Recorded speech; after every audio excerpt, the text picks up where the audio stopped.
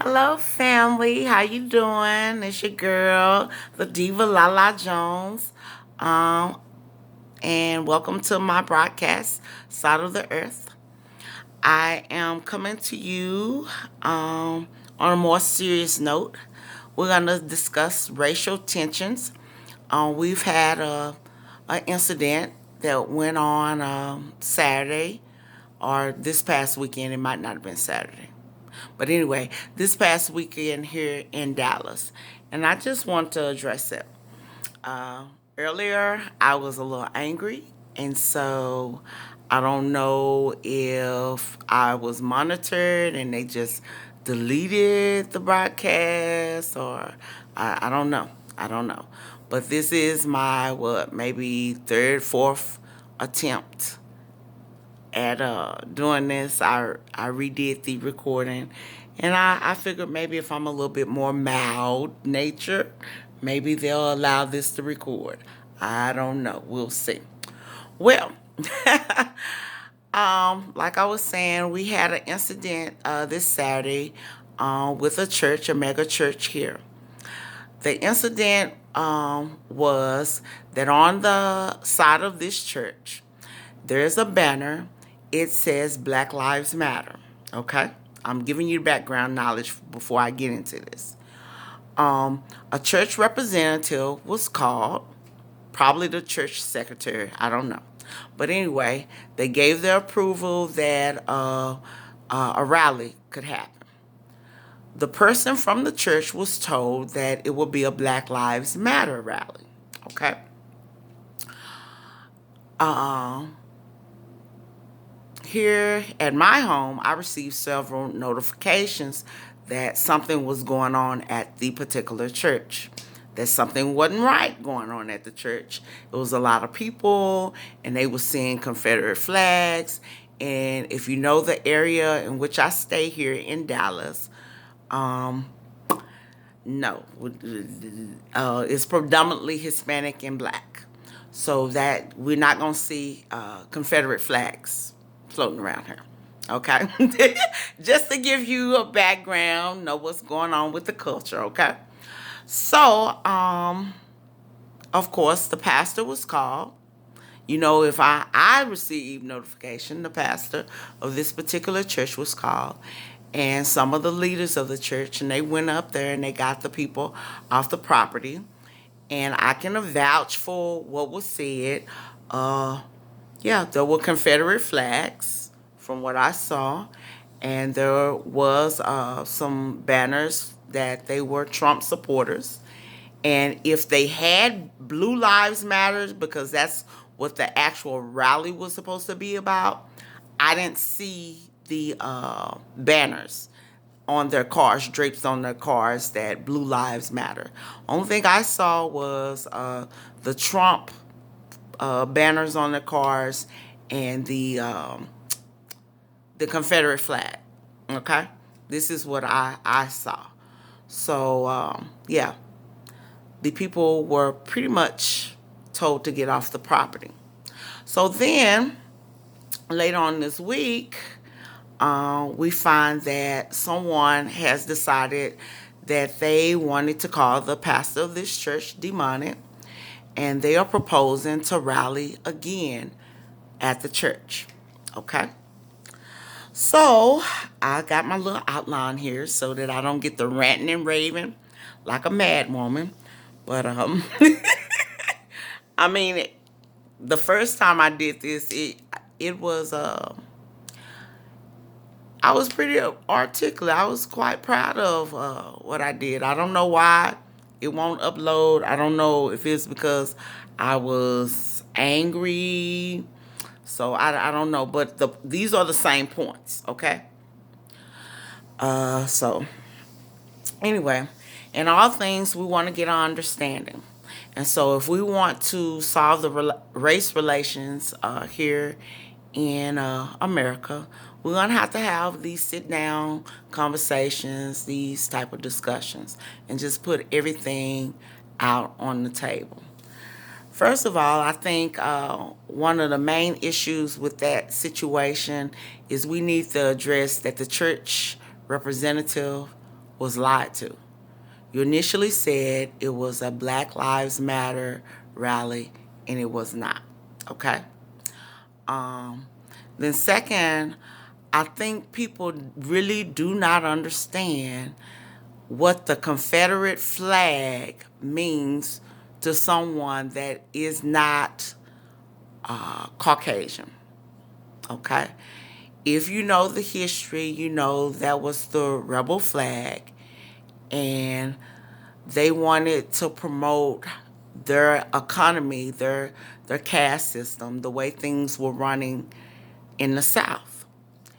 And at that time, blacks were in slavery.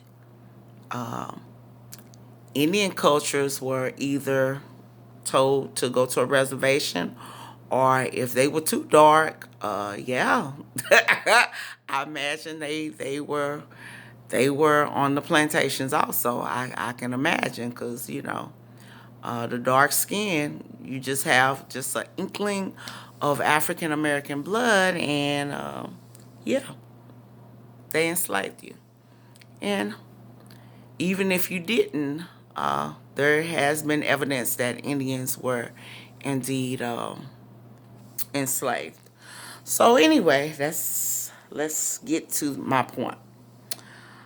First of all, I became quite angry because a lot of time these groups that want to protest or call themselves Trump supporters, or they call themselves wanting America to be great again, they keep saying that they are Christians. Okay? Now, if you are indeed Christian, we're going to go by the word. Okay? Because the word is what's going to cut you and prune you and make you better. Okay? So let's go, let's take a walk. Let's go by the word. The word tells you not to touch his anointed. Okay? So to call a pastor demonic without any type of background on that pastor, without actually studying his fruits, is just utterly wrong. This is a pastor. I went to his church as a child. He instilled in us to love ourselves, to love our black skin, to be Christian, to always love. And it has never been and will never be about discriminating against others, but in fact loving yourself, loving your community, and giving back. That's all he's ever preached in that pulpit.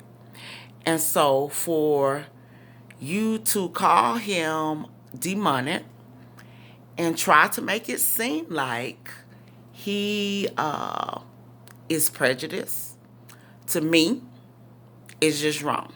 So let's just call a spade on that. Okay?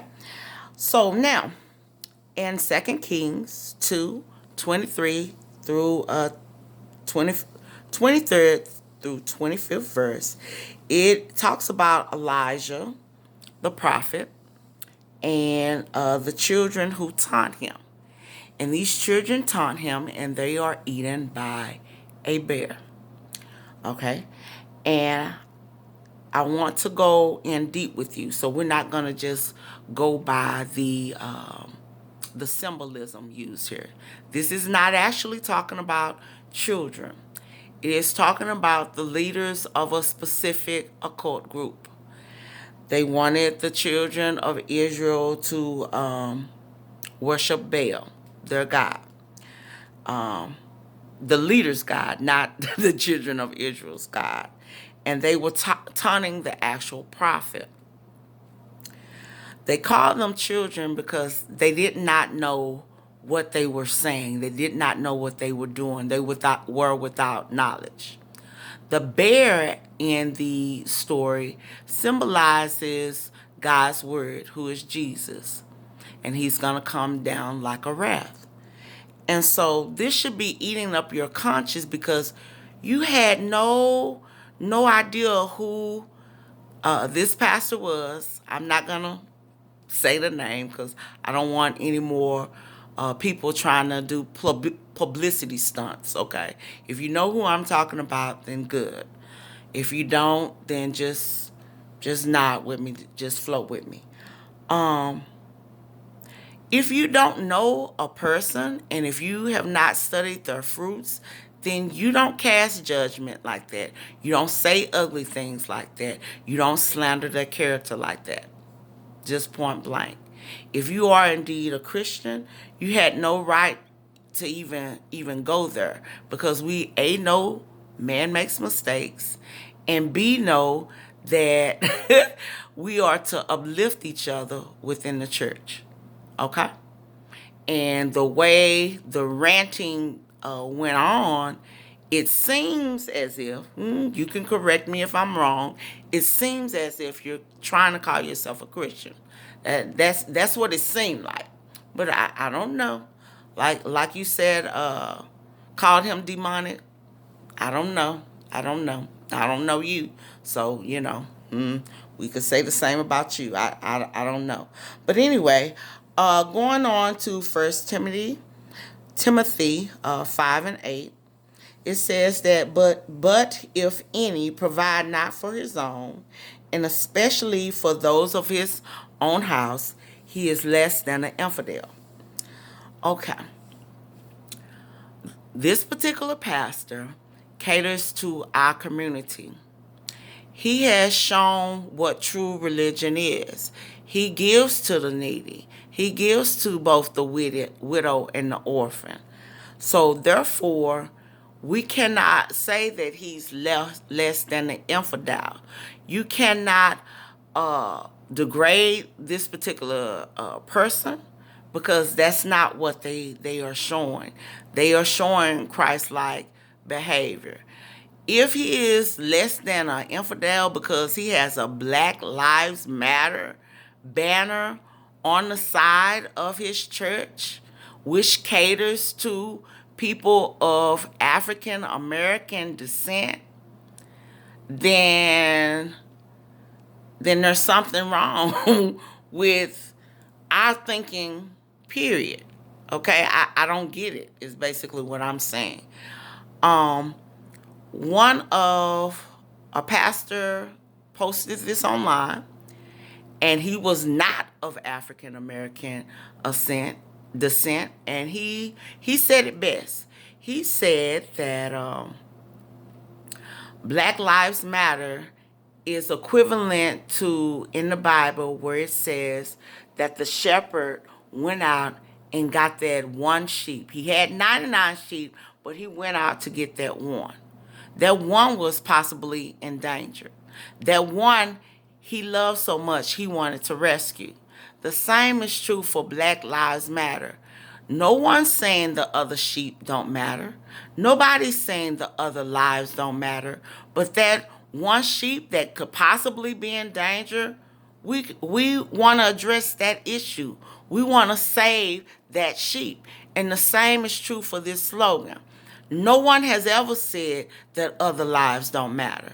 No one has ever said that they hate other race groups. That has never came out of anyone's mouth that I've seen. Maybe you've seen something that I haven't seen. But you address the issue at hand. I'm a teacher. I have various children in my classroom. Let's say one of my children failed.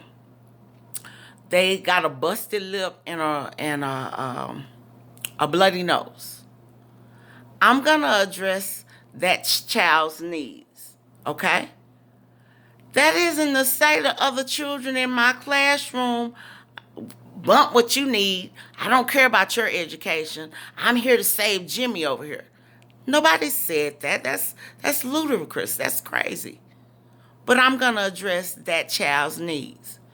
To sit up and ignore the fact that Black lives are dying every day by their own hands and also by police, by abuse of power, is wrong. And so there's something wrong with leadership if they did not discuss this, if they did not cater to people within their area. It says here, right here in the Bible, 1 Timothy 5 and 8, that a person that does not provide for his own is less than an infidel. We have the saying that charity starts at home.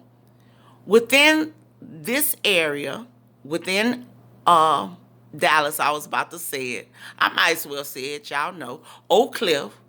We are predominantly black and Hispanic, and yes, leaders are to address what is going on in that area and to cater to those people.